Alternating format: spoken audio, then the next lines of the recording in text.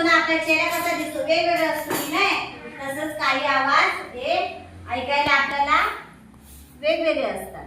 हा, आता बघा गाणी, पक्षी यांचा आवाज आपण ऐकायला चांगलं वाटतं की नाही. काही आवाज असे असतात की त्यांचा आवाज आपल्याला ऐकायला कंटाळा येतो त्या आवाजाचा.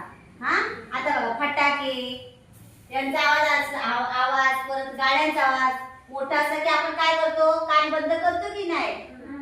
आता कावळा जास्त ओरडला की आपल्याला आवडतं का तो आवाज कावळ्याचा.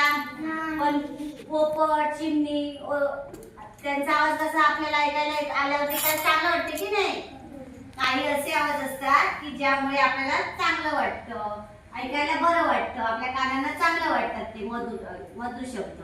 आणि काही आवाज असे असतात की ज्यांचा आवाज आपल्याला ऐकायला कंटाळा येतो.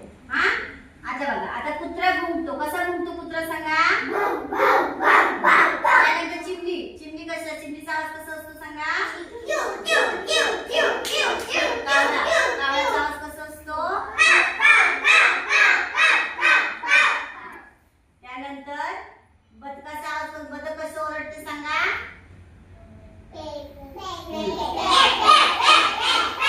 बकरी कशी ओरडते, बकरीचा आवाज कसा असतो सांगा. असा बकरीचा आवाज असतो. त्यानंतर गाय कशी ओरडते, गायचा आवाज कसा असतो सांगा.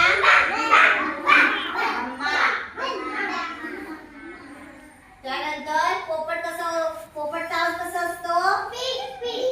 मिठू कसा असतो. मिठू असतो.